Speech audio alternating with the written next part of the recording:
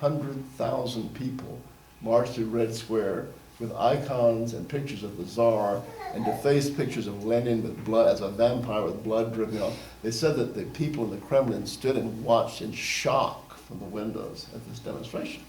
So I asked Dr. Chechuk, I said, I don't understand how these people maintained their knowledge. You know, these are people who've been through 3 generations in which having an icon or reading a Bible or saying anything good about the Tsar was a potential death sentence.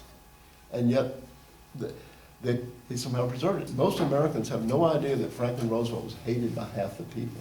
They all think that everybody loved Franklin, because we have no memory, John.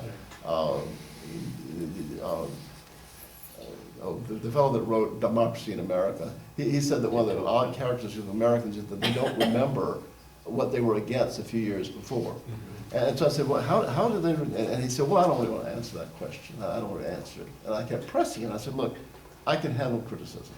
He said, well, you know, it's not my place to come to America and criticize. I don't care. I said, I want to hear it. I'm interested in the truth.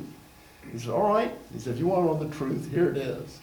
He said, I have traveled on behalf of Solidarity all over the English-speaking world. The United States, England, Scotland, Ireland, New Zealand, Australia.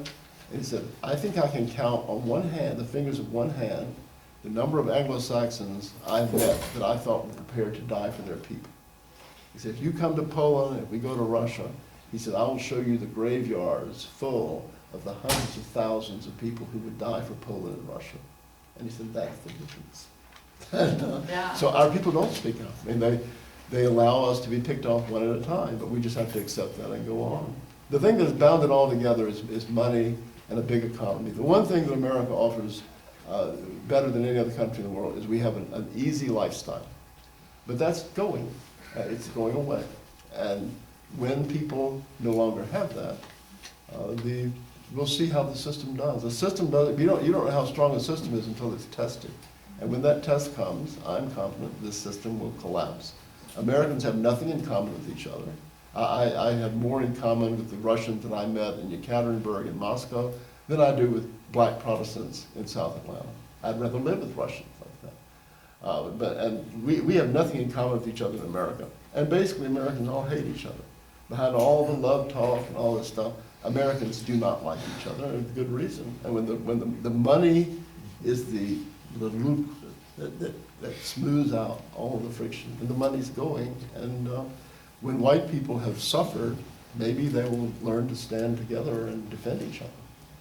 Okay, one last comment. I think there's going to be you talked about God's judgment. I think we're going to see God's judgment on our financial system pretty quick, you know, like in the next several months. You don't have to believe in the mystical things like that. It's just, it's like my Russian tutor said, when people would ask her, well, why do you think Russian communism is going to fail?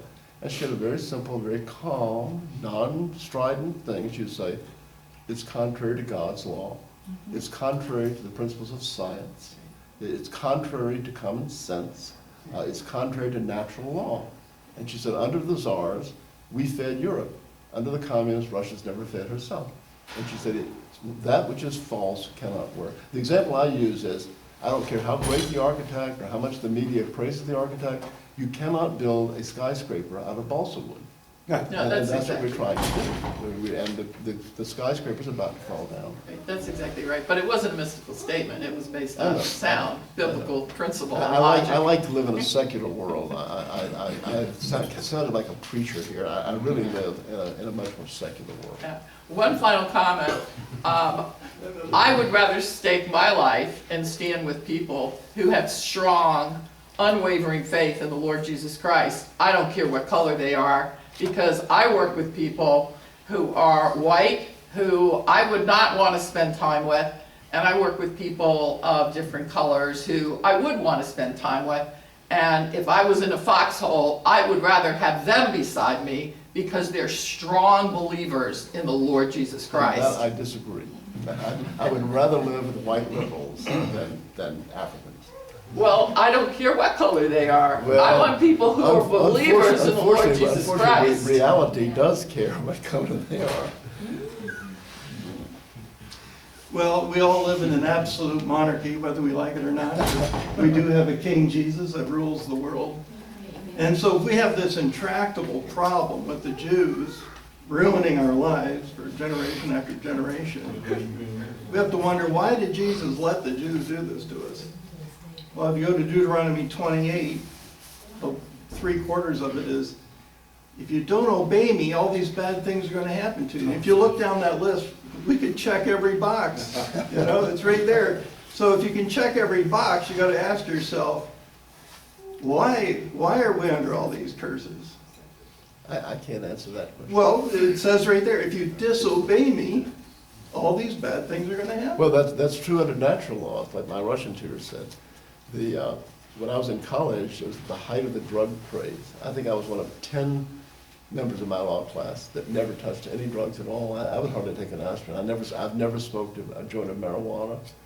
And I saw people, good guys, who started trying heroin and ruined their lives. And I would look at it, why, you know, it just stands reason. You pump that stuff in your brain, there's going to be a reaction. Cause and effect. That's the way the world works. You know, you engage in unhealthy sex practices and you get AIDS. I mean, Well, one of it's God's just how the laws, cookie crumbles. one of God's laws is that you forgive all debts every 7th year. No, you can't do that. It's right in there. No. But we would rather have the Jews take control of the money. Same with usury, it's okay, even though the Bible doesn't like it. Well, eventually we'll learn our lesson, hopefully before we get wiped out. But anyway, I wanted to ask you if you could address the gift the Tsar gave to America. Well, we did purchase that. That was a sensible thing. Last really week a it was gift, too far right? away from Russia. It's like the only viable reason for the American Revolution is that we were too far away from Britain and we were too big and too powerful and we couldn't be ruled by them far away. All the libels against George III that are contained in the lies of the Declaration of Independence were just more of this emotional morality pumping stuff that we've always been good at. But the real reason for the revolution is that we just, you know, we were 5,000 miles across the ocean and there were millions of us and we had a land that was 20 or 30 times the size of Great Britain and we couldn't be ruled by it. But the Tsar loved America, the way America was back then. And so based on that, But you have to understand that America had within it, you know, the child is parent, the child is parent to the father, as the old English proverb goes. And the problems in America were here from the very beginning. And we have to be realistic about those problems. One of those problems is that our ancestors came here voluntarily. That was a terrible thing. The king should have simply cordoned off whole villages and sent them here. But what we have is a nation population, a gene pool that is predisposed to very destructive individualism. We are descended from people who are willing to leave countries in Europe because they wanted an extra helping of sauerkraut. We are not, the ones